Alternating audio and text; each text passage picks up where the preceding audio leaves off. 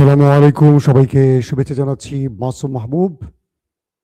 প্রত্যেকে জানাবেন কে কেমন আছেন। ইতালি থেকে কামাল অপেক্ষায় আছেন না ভাই? নায়েব আলী টাঙ্গাইল চাপাই থেকে ওয়াশিং মেশিন। নেতা কাকুর বহুত খবর আছে, ট্রাম্প চাচ্চুরও বেশ কিছু খবর আছে। ইরান তো একটা বিশাল সারপ্রাইজ দিয়ে বসেছে আজকে, যে সারপ্রাইজটা আজকে আপনাদের দিনে হয়তো বা মন ভালো করে দেবে। সবাই রেডি তো?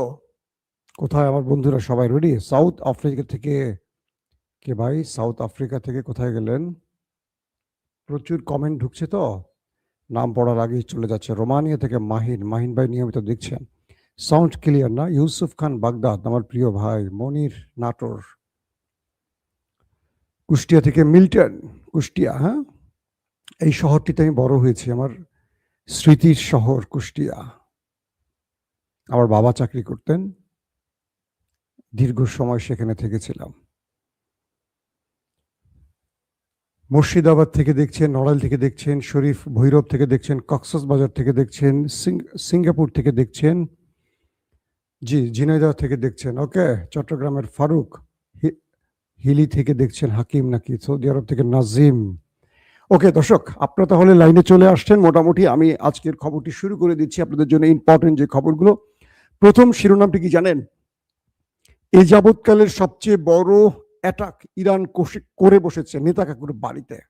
মোসাদ এবং তাদের সেনা সদর ওপারে চলে গেছে।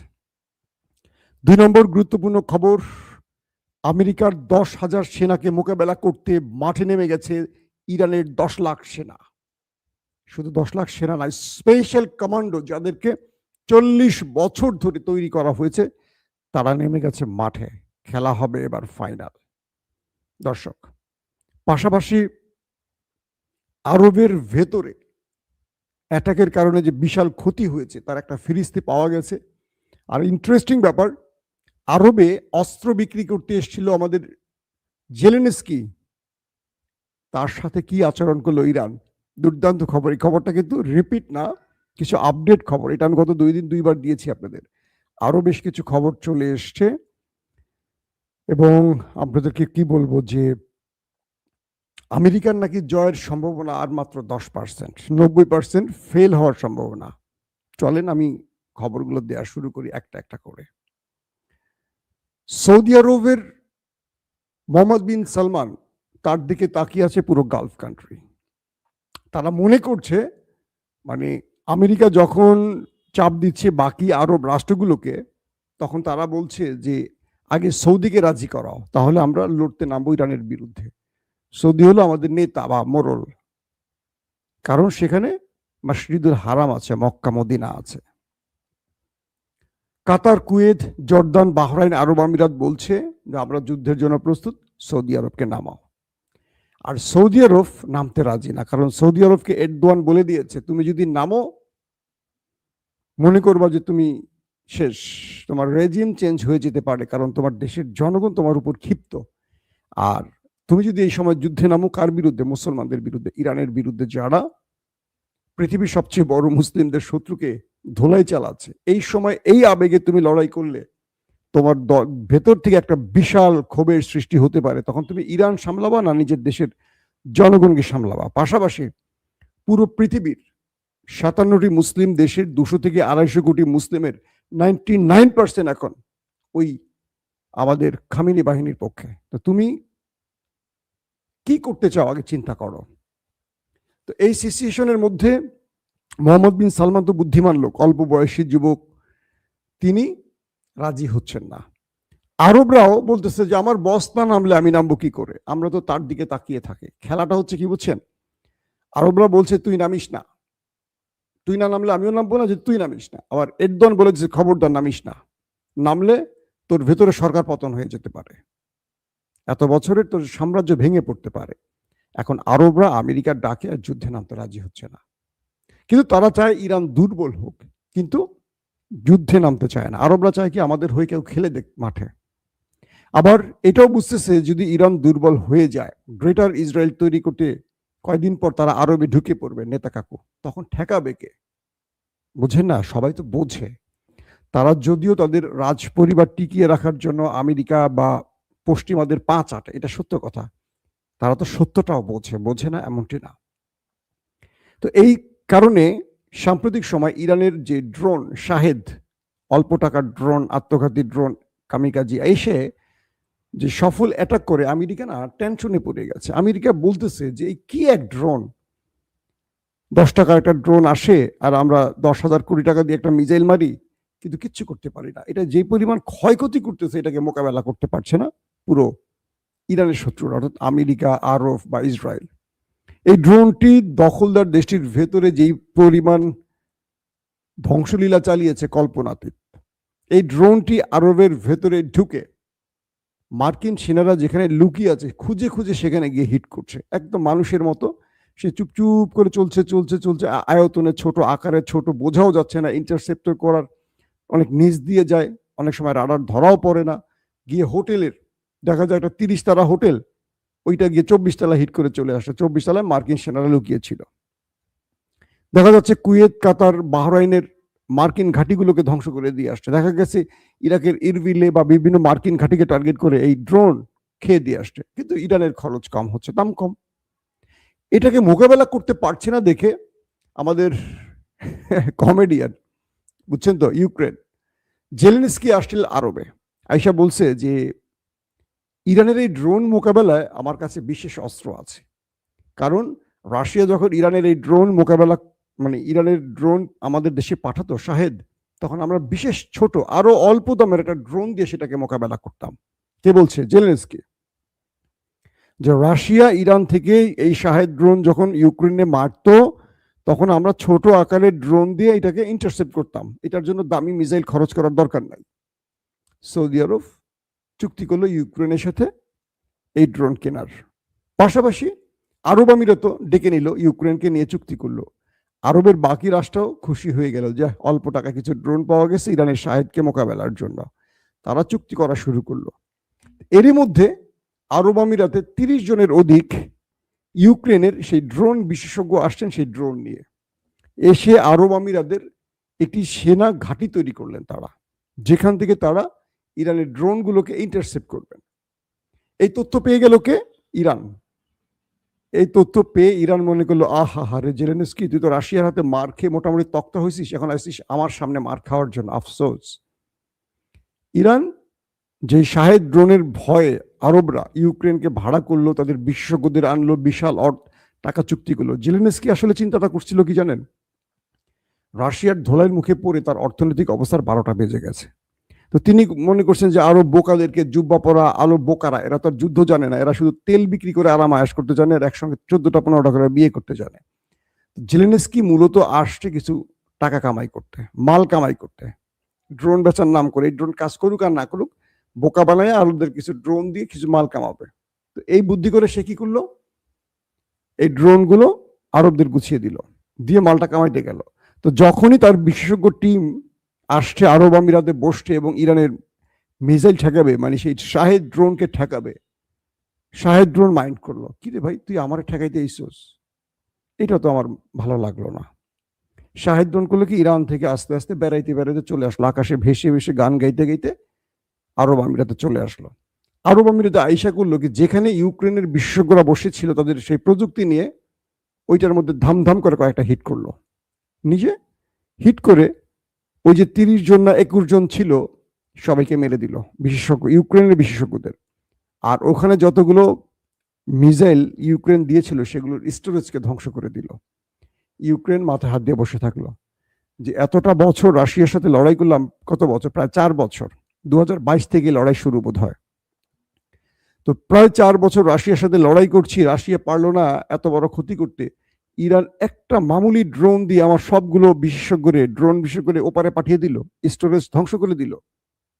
তখন কান ধরে বলল, আমি বুঝতে পারছি এটা রাশিয়াও না, এটা আমেরিকাও না, এটা ইরান, তার মধ্যে কিছু আছে। এই হলো গল্পটা আর কি, বুঝছেন? একটা গল্প শোনাইলাম। আসেন 2 নম্বর গল্প। ইরান আজকে তার শত্রু দেশটির সবচেয়ে স্পর্শকাতর, সবচেয়ে বড় সংবেদনশীল কৌশলগত স্থানে হিট করেছে। কি সেটা? মোসাদের সবচেয়ে স্পর্শকাতর জায়গা এবং সেনাবাহিনীর সবচেয়ে টপ কমান্ডারদের, যেখান থেকে যুদ্ধ পলিসি তৈরি হয়, পুরো ম্যাপিং করা হয়, সেই জায়গাটা হিট করছে। ইরানের পক্ষ থেকে বলা হয়েছে তারা এ যাবৎকালে শত্রুদের উপর যত আক্রমণ করেছে, এই আক্রমণটি সবচেয়ে গুরুত্বপূর্ণ এবং বড় হামলা। বুঝতে পারছেন এবার খেলা? সেখানে এমন আক্রমণে মোটামুটি নেতা কাকুর কপালে ভাঁজ পড়ে গেছে যে ইরান এত গোপনীয় অবস্থায়, এত গোপনীয় পজিশনে কিভাবে হিট করলো। এবং এই হিটটি ইরান নিজে দাবি করছে, যুদ্ধের 1 মাস পেরিয়ে গেলে ইরান দাবি করছে যে এই আক্রমণটি তাদের ছিল সবচেয়ে বড় আক্রমণ। এমন একটি মিসাইল দিয়ে হিট করলো, পুরো লন্ডভন্ড করে দিয়ে আসলো। ইরানের এই মিসাইল নিয়ে এখন পৃথিবী অবাক হয়ে গেছে যে ইরান আসলে কি মিসাইলগুলো ব্যবহার করছে। এগুলো ইন্টারসেপ্ট করাই যাচ্ছে না এবং ক্ষয়ক্ষতির পরিমাণ এত বেশি ঘটাচ্ছে ইরান। শুধু তাই নয়, সেই নেতা কাকুর বাড়ির তাদের সবচেয়ে বড় কেমিক্যাল প্ল্যান্ট উড়িয়ে দিয়ে আসছে। আমি যে ফুটেজ দেখলাম, দাউ দাউ করে আগুন জ্বলছে বিশাল অঞ্চল জুড়ে। জানেন তো কেমিক্যালে বিস্ফোরক হিট করলে কি পরিমাণ আগুন জ্বলতে পারে। একদিনে ইরান এত বড় সারপ্রাইজ দিল শত্রুকে, যেটা তারা কল্পনা করতে পারে নাই। ইরানের ভেতরে ম্যাসিভ আকারে তারা হিট করছে, শিক্ষা প্রতিষ্ঠানগুলোকে হিট করছে। কালকে রাতে লাইভে বলেছি, যেটা যুদ্ধের নিয়ম বহির্ভূত, আইন লঙ্ঘন করছে তারা। শিক্ষা প্রতিষ্ঠানে হামলা করা যায় না। শুরুতেই তারা 200 শিক্ষার্থীকে মেরে দিয়েছিল স্কুলে হামলা করে। ইরান এবার আরবের ভেতরে এবং ইসরায়েলের ভেতরে শিক্ষা প্রতিষ্ঠানের তালিকা রেড নোটিশে জানিয়ে দিয়েছে। আরব মানে গালফ কান্ট্রিতে ইসরায়েল আমেরিকার যতগুলো শিক্ষা প্রতিষ্ঠান আছে, তাদের মালিকানাধীন বা তাদের পরিচালিত, পাশাপাশি নেতা কাকুর বাড়িতে, প্রত্যেকটিকে তালিকা করে ইরান বলছে এবার আমরা এখানে অ্যাটাক করতে যাচ্ছি, সাধারণ জনগণ সেখান থেকে সরে যাও। মানে ইরান খেলাটা এমন খেলছে যে তুমি কোথায় আক্রমণ করবা চিন্তা করো, বাট আমি সেখানেই তো তোমাকে করব। তুমি আমার বাথরুমে করলে আমি তোমার বাথরুমে করব, তুমি আমার পুকুরে করলে আমি তোমার পুকুরে করব, তুমি আমার ঘরে করলে আমি তোমার ঘরে করব, তুমি খামিনির বাড়িতে করছো, আমি নেতানিয়াহুর বাড়িতে করে বাড়ি মিশিয়ে দিয়েছি, তুমি আমার সেনা সদরে করছো, আমি তোমার সেনা সদরে করছি। তো এইভাবে ইরান তার খেলাটা খেলছে। আরব মানে আমেরিকা বুঝতেই পারেনি এই যুদ্ধটা শুরুর আগে যে ইরান এই কাজটা করবে। সে মনে করছে যে দুটোই তো মুসলিম দেশ, ইরান সর্বোচ্চ ইসরায়েলি মারবে, আরবে মারবে না। কিন্তু আরবের ভেতরে মার্কিন যে ঘাঁটিগুলো আছে, এই ঘাঁটিগুলোকে মোটামুটি নিখোঁজ সংবাদ করে ফেলছে ইরান। মার্কিনীরা পালিয়ে বেড়াচ্ছে এখন ঘাঁটি ছেড়ে। বুঝতে পারছেন, যুগের পর যুগ ধরে যে ঘাঁটি তৈরি করেছে সেই ঘাঁটিতে তারা নেই। কালকের খবর তো জেনেছেনই আপনারা, সৌদি আরবের প্রিন্স সুলতান বিমান ঘাঁটিটাকে তছনছ করে ফেলছে। আমেরিকার ইতিহাসে সবচেয়ে মূল্যবান $1 বিলিয়ন মার্কিন ডলারের যুদ্ধ বিমানকে খেয়ে দিয়েছে। পরপর আরো 3টাকে খেয়ে দিয়েছে, যার একটার মূল্য $80 মিলিয়ন। কল্পনা করেন। তো এই অবস্থায় এখন যেই মানে গল্প তৈরি হচ্ছে, জেলেনস্কি আসছিলেন অস্ত্র বিক্রি করতে, তিনি মাথায় হাত দিয়ে ফেরত গেছেন, কারণ ইরান তাকে মোটামুটি কাপড় খুলে ছেড়ে দিয়েছে। কি একটা ঘটনা ঘটিয়ে দিয়েছে দর্শক। পাশাপাশি আরো কিছু খবর পাওয়া গেছে যে সিএনএন এর সাংবাদিককে ধরে একটু নির্যাতন করেছিল আমাদের নেতা কাকুর দেশের ফোর্স, সেনাবাহিনী, আইডিএফ। কি ইন্টারেস্টিং ব্যাপার দেখেন, সেনা প্রধান সেই পুরো ব্যাটালিয়ানকে, ইসরায়েলের সেই ব্যাটালিয়ানকে বহিষ্কার করে দিয়েছে, কারণ আমেরিকার সাংবাদিকদের উপর হামলা হয়েছে। অথচ কদিন আগে ফাতেমা নামে লেবাননের সাংবাদিককে হত্যা করেছে। শুধু তাই নয়, সিরিজ বেশ কজন সাংবাদিককে হত্যা করেছে। হত্যা করা হয়েছে টিআরটির, হত্যা করা হয়েছে আল জাজিরার, এবং আরো অনেক গণমাধ্যমের সাংবাদিকরা প্রাণ হারিয়েছে। কেবল 2025 সালের যে ফিরিস্তি পাওয়া গেছে, 129 জন সাংবাদিক নিহত হয়েছে পৃথিবীতে। 129 জন সাংবাদিক পৃথিবীতে নিহত হয়েছে 2025-এর হিসেব অনুযায়ী। এর মধ্যে 2/3 শুধু ইসরায়েলের হাতে প্রাণ হারিয়েছে, কারো বিচার হয়নি। কিন্তু আমেরিকার সাংবাদিকদের গায়ে হাত দেয় বিশাল মাসুল দিতে হয়েছে তাদের। তারা এতটা ক্ষমতাবান বা তাদের জীবনের মূল্য আছে আর কারো জীবনের মূল্য নেই। দর্শক, আরবের ভিতরে ইরানের হামলায় যে ক্ষতির পরিমাণ জানা গেছে, সেখানে এই পর্যন্ত যে তথ্য পাওয়া গেছে যে তাদের প্রায় কি বলবো যে $16.5 বিলিয়ন, $16.5 বিলিয়ন বাংলাদেশের পুরো রিজার্ভ ধ্বংস হয়েছে শুধু বন্দর অঞ্চলগুলোতে। আরবের যে বন্দর অঞ্চল, সেই বন্দর অঞ্চলগুলোতে যে ইরান ধোলাই চালিয়েছে, সেখানে প্রায় 16.5 বিলিয়ন, নট মিলিয়ন, বিলিয়ন মার্কিন ডলার ক্ষতিগ্রস্ত হয়েছে আরবের। এবং তেল গ্যাস সম্পদের যে ক্ষতি হয়েছে, সেখানে প্রায় 31.5 বিলিয়ন মার্কিন ডলার। এটা বাংলাদেশের রিজার্ভের অনেক উপরে, ডবল। এটা শুধু তেল গ্যাসে ক্ষতি হয়েছে 31.5 বিলিয়ন মার্কিন ডলার। এবং বিভিন্ন স্ট্রাকচার, আবহাওয়া, জনগণের ক্ষতি বা তাদের ইনস্ট্রুমেন্টগুলো যে আছে, সেখানে ক্ষতি হয়েছে 40 বিলিয়ন মার্কিন ডলার। কল্পনা করেন। এছাড়া আরো প্রচুর ক্ষতি তো আছে, সেটা হিসেবের বাইরে। এখন আরব কি পরিমাণ টেনশনে আছে বুঝতে পারছেন আপনারা? দর্শক, যে খবরটির জন্য আপনারা বসে আছেন সেটি হলো, ইরানের বিরুদ্ধে কমান্ডো নামিয়ে স্থল অভিযানের জন্য প্রস্তুত মার্কিন সেনারা। তারা প্রায় 10,000 সেনাকে পাঠাবে ইরানের খার্ক আইল্যান্ডে। তাদের টার্গেট হলো আমেরিকার সেনারা এখানে নামবে, খার্ক আইল্যান্ড দখলে নেবে। এরপর তারা ইরানি জনগণকে বলবে যে আমরা ইরানে নেমে গেছি, আমাদের কমান্ডো বাহিনী নেমে গেছে, হে ইরানিরা, তোমরা এবার রেজিম চেঞ্জের জন্য, সরকার পতনের জন্য রাস্তায় নামো। তোমরা লাখে লাখে জনগণ রাস্তায় নামো, আমরা তোমাদের পাহারায় চলে এসছি। ইরান তো ইরানি, ইরান আমেরিকা ইসরায়েলের পরিকল্পনাগুলো অগ্রিম জানে। তারা কি করলো? 10 লাখ সেনাকে মাঠে নামিয়ে দিয়েছে। পাশাপাশি তাদের স্পেশাল কমান্ডোকে নামিয়েছে এবং 40 বছর ধরে খামেনি যেই স্পেশাল কমান্ডো বাহিনীকে প্রস্তুত করেছে, সেই বাহিনীকেও নামানো হয়েছে অ্যাসাইনমেন্ট দিয়ে। ইরানের বক্তব্য হলো, কালকে ইরান যেটি বলেছে যে মার্কিন সেনারা তোমরা ইরানে আসবে, তোমাদের স্বাগত, তোমরা আসবে তোমাদের ইচ্ছায়, কিন্তু তোমরা ইরান ছাড়বা বা ইরান ছেড়ে যাবা আমাদের ইচ্ছায়। এখন বলা হচ্ছে যে এই যুদ্ধে আমেরিকার, প্রথম যখন যুদ্ধটা শুরু করে, মার্কিন যুক্তরাষ্ট্রের জেনারেলরা বলেছিল এই যুদ্ধে ইরানের আমেরিকার জয়ের সম্ভাবনা আছে 20 থেকে 30%, মাত্র 70%-এর মতো তাদের জয়ের সম্ভাবনা নেই। মার্কিন জেনারেলরা যুদ্ধে যেতে চাননি, কিন্তু নেতানিয়াহুর চাপে ট্রাম্প এসছেন। এখন বলছে বিভিন্ন গণমাধ্যম বা বিভিন্ন সামরিক বিশ্লেষকরা, ইরানের বিরুদ্ধে আমেরিকার যুদ্ধের জয়ের সম্ভাবনা মাত্র 10%, 90% ফেল করার সম্ভাবনা। ট্রাম্পের মাথা এখন পুরা আউলা ঝাউলা হয়ে গেছে। এই পরিস্থিতিতে খার্ক আইল্যান্ডে যদি আমেরিকা সেনা নামায়, আর ইরান তার বিশাল বাহিনীকে এমন ভাবে তৈরি করছে, তাদের এই 10 লাখ বাহিনী শুধু আমেরিকা সেনাকে দৌড়াবে না, ভেতরে যেন সিআই বা মোসাদের এজেন্টরা কোনো সরকার বিরোধী আন্দোলন তৈরি করতে না পারে, ভেতরে সরকার বিরোধীদের হাতে যদি কোনো অস্ত্র পৌঁছে দিতে না পারে। অর্থাৎ আমেরিকা তার ইরানের রেজিম চেঞ্জের জন্য যে খেলাগুলো খেলবে, তার প্রত্যেকটাকে ব্যর্থ করার জন্য এই 10 লাখ সেনা কাজ করবে, বিভিন্ন টিমে কাজ করবে। কেউ সম্মুখ লড়াইতে থাকবে, যেমন ইরান বলছে যে আমরা অধীর আগ্রহে, ঠিক এই শব্দটা বলছে, আমরা আমেরিকার সেনাদের জন্য অধীর আগ্রহে অপেক্ষা করছি। বহুদিন আমরা আমেরিকান সেনাদের সাথে মুখোমুখি লড়াই করছি না, তো এখন তো খেলা হচ্ছে যুদ্ধ বিমান আর মিসাইলে। যখন আমেরিকার সেনারা ইরানের পা রাখবে, তখন লড়াইটা হবে সম্মুখ যুদ্ধে, মুখোমুখি। ইরান বলছে আমাদের অপেক্ষা বা ধৈর্যের বাদ, মানে আমাদের ধৈর্যটা শেষ হবে কবে, আমরা যে অপেক্ষা করছি আমেরিকার জন্য, কবে আসবেন, আমরা তোমাদের জন্য ওয়েট করছি। আমেরিকার সেনাদের বলছে, ইরানি সেনারা, মানুষের ভয়ে যদি, মানে বুকের মধ্যে যদি কলিজা থাকে, তাদেরকে আসলে হারানো যাবে না। তারা বলছে আমরা আমেরিকার সাথে একটা সম্মুখ যুদ্ধের জন্য অপেক্ষা করছি, তোমরা আসো। এই কথা শুনে তো ট্রাম্পের আল্লাহ ভালো জানে প্যান্ট ভিজে গেছে কিনা। কারণ মানুষের যুদ্ধে জয় পরাজয়টা ঠিক হয় আসলে কি জানেন, যে যুদ্ধে সাহস নিয়ে লড়তে পারে তাকে হারানো যায় না। আর যে যুদ্ধে মাইর খাওয়ার পরই মনোবল ভেঙে যায়, তাকে কেউ জেতাতে পারে না। যত আধুনিক অস্ত্র আনেন, যত সংখ্যায় বেশি হন, কিচ্ছু করা যাবে না।